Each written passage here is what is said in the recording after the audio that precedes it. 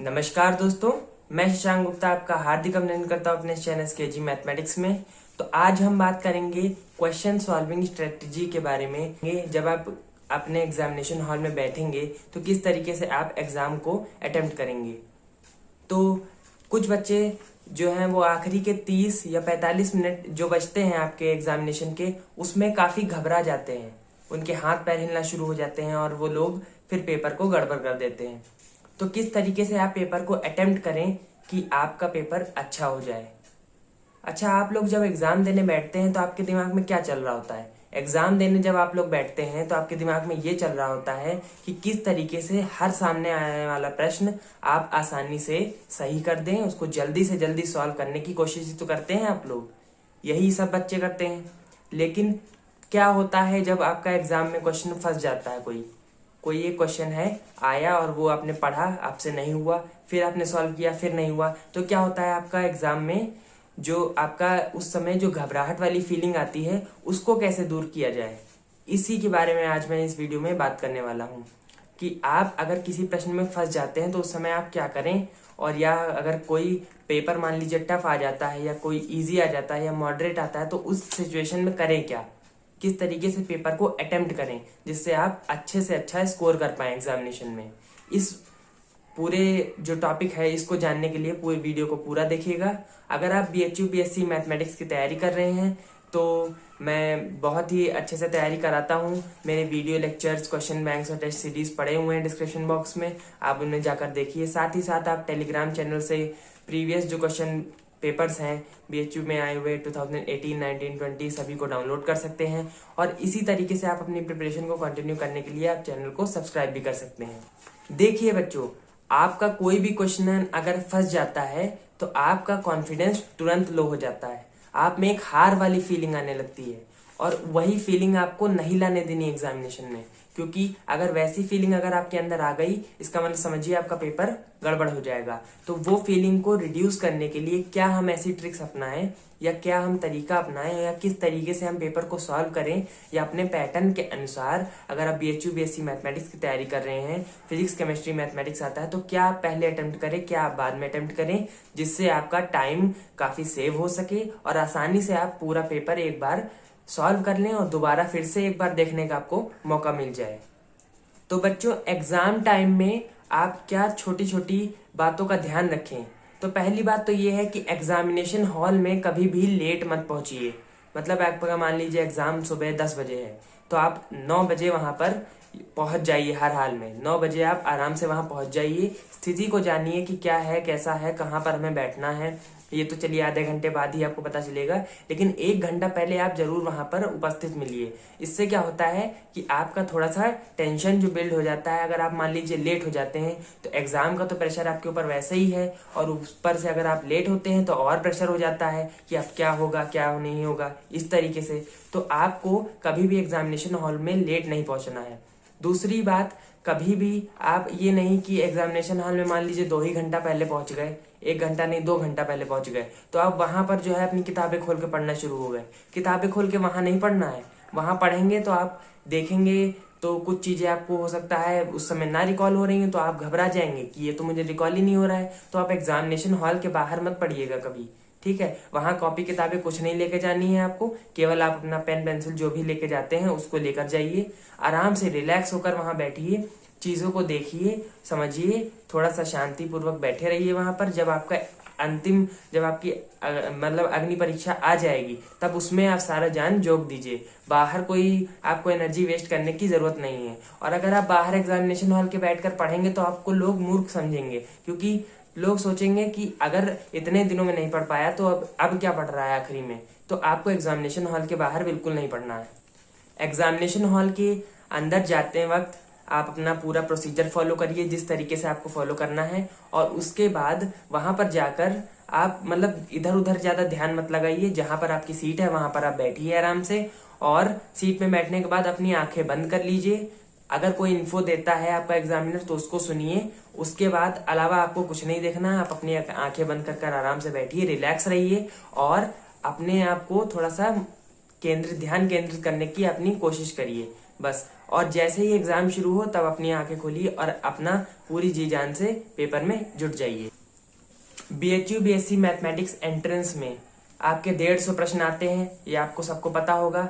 150 प्रश्न आपको करने होते हैं 150 मिनट्स में, और 150 मिनट्स मतलब एक क्वेश्चन 60 सेकंड में करना होता है। मतलब एक क्वेश्चन को आप उसी से 60 सेकंड में पढ़ेंगे, साथ में आपको उसको समझना है, करना है, सॉल्व करना है अगर सॉल्विंग वाला है, या अगर देख कर टिक लगाने वाला है तो देख कर टिक लगाना है और सही टिक लगाना है।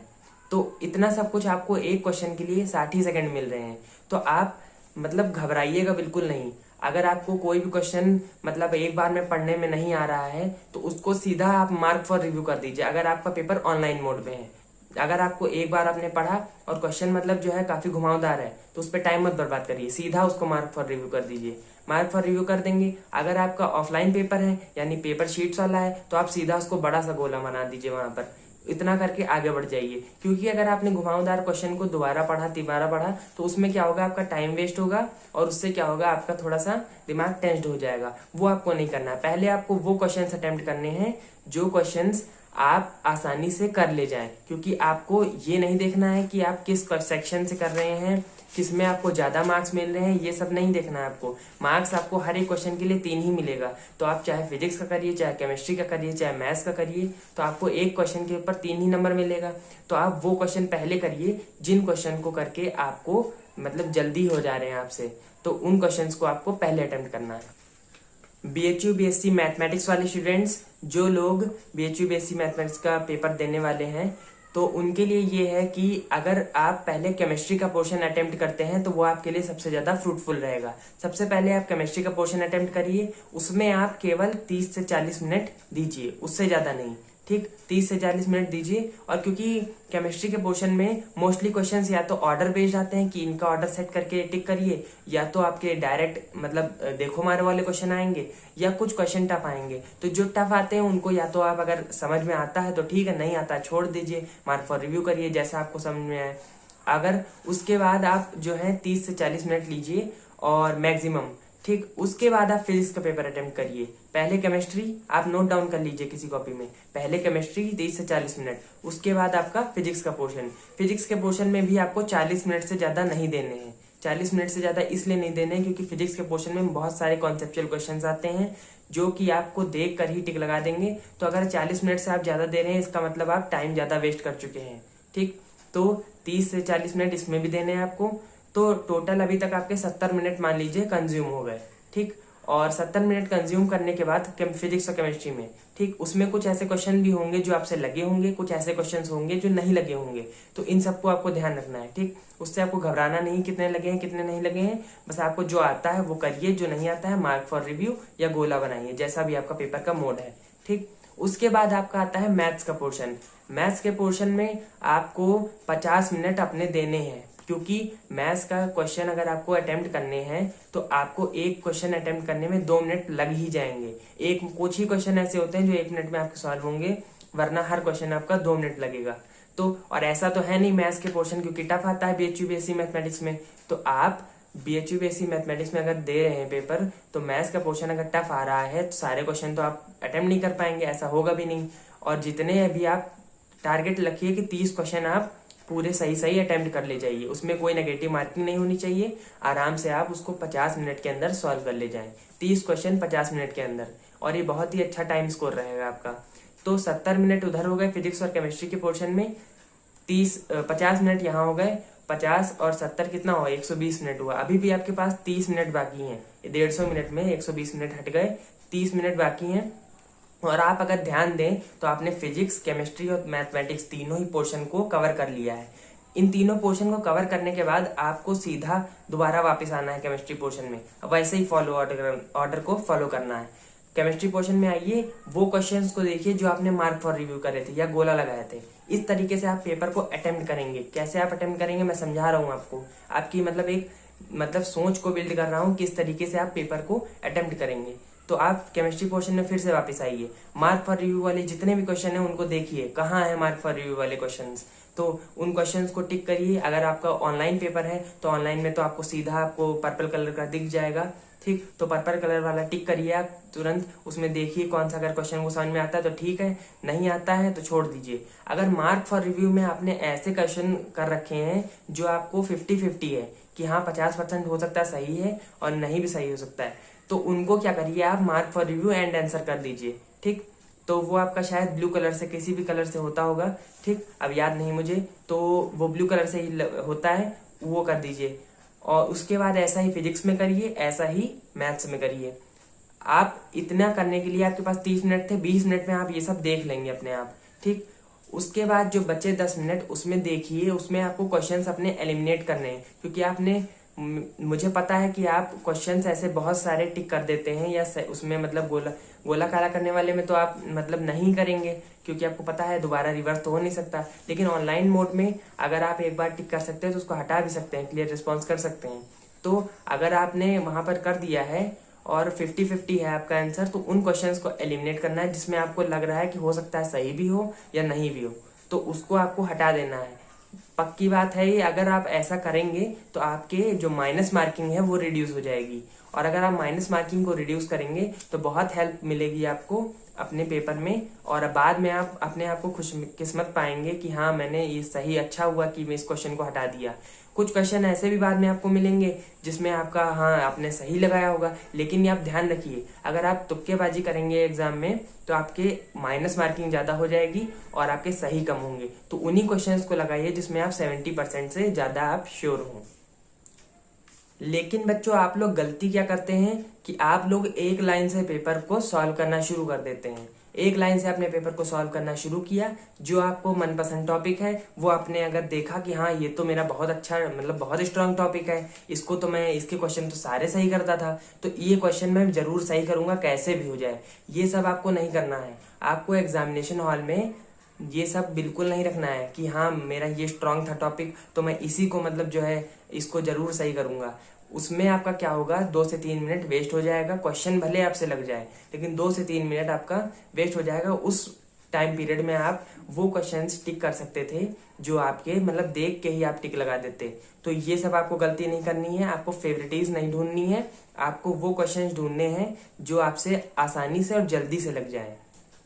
The most important thing is कि अगर आपको किसी भी समय ऐसा लगने लगे कि मेरे हाथ पैर हिल रहे हैं, मेरे पैर हिल रहे हैं, मेरे हाथ कांपने लगे हैं, मुझे कुछ समझ में नहीं आ रहा है, ऐसा अगर आपको एग्जामिनेशन हॉल में लगने लगे किसी भी वक्त, तो आप तुरंत अपने आप को रिबूट करेंगे, अपने सिस्टम को रिबूट करेंगे तुरंत अपने आप। मतलब सामने वाला ऑनलाइन वाला सिस्टम मत रिबूट कर दीजिएगा, वो आपका पेपर ही सब गड़बड़ हो जाएगा। ठीक है, अपने सिस्टम को रिबूट करना है, यानी अपने आप को आप तुरंत आंखें बंद करेंगे, 5 सेकंड का आपको तुरंत रिबूट करना है अपने आप को।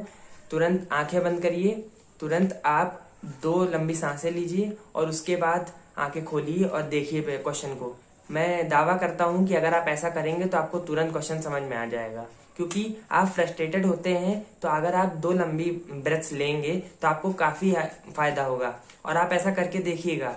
अगर आप किसी भी मॉक टेस्ट को परचेज करेंगे अभी, मतलब आप अन्य चैनल भी हैं जहां पर आपको मॉक टेस्ट मिलते हैं, तो उनको आप परचेज जरूर करिएगा, वो आपको हेल्प करेंगे अगर आपको ऑनलाइन मोड में होना होगा।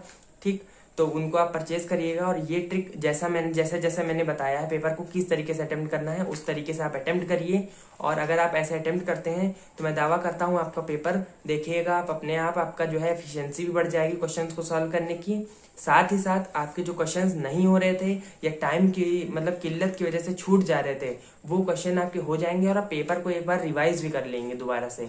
इतना आपके पास टाइम, क्योंकि 150 मिनट कोई कम टाइम नहीं है, और अगर आप टाइम वेस्ट करेंगे तो ज्यादा भी नहीं है। तो ये आप समझ लीजिए कि अगर आपको टाइमली पेपर करना है और एक बार फिर से देख लेना है कि कौन से क्वेश्चन छूट गए उनको भी लाओ मैं कर लूं, तो आपको इसी तरीके से पेपर को अटेम्प्ट करना है। अगर आपको मेरे वीडियोस पसंद आ रहे हैं तो दूसरों तक भी इन वीडियोस को शेयर करा करिए, और वीडियोस को लाइक जरूर किया करिए। और जो भी मैंने डिस्क्रिप्शन बॉक्स में बताया है कि प्लेलिस्ट मेरे पड़े हुए हैं क्वेश्चन बैंक्स को, उनको सबको आप सॉल्व करिए, आपको काफी हेल्पफुल रहेंगे वो सब। और अगर आपको कोई और क्वेश्चन बैंक चाहिए या किसी और टॉपिक के ऊपर आपको लगता है कि हाँ मुझे ये समझ में नहीं आ रहा है, तो आप मुझसे पूछिए, मैं आपको जवाब जरूर दूंगा। अगर आपको किसी और मतलब स्ट्रेटजी के बेस में आपको कोई मतलब अगर आपको वीडियो चाहिए तो भी आप मुझे कमेंट करिए, मैं उसके ऊपर भी वीडियो बनाऊंगा। ये एक कमेंट बेस्ड ही वीडियो है, किसी ने कमेंट किया था इस वजह से मैंने ये वीडियो बनाई, और काफी वाजिब कमेंट था इस वजह से मैंने उसको थैंक्स भी बोला। तो आप भी इस तरीके से कमेंट करिए और आप क्वेश्चन पूछते हैं, मुझे अच्छा लगता है। तो मिलते हैं नेक्स्ट वीडियो में नेक्स्ट किसी टॉपिक के ऊपर, तब तक के लिए धन्यवाद।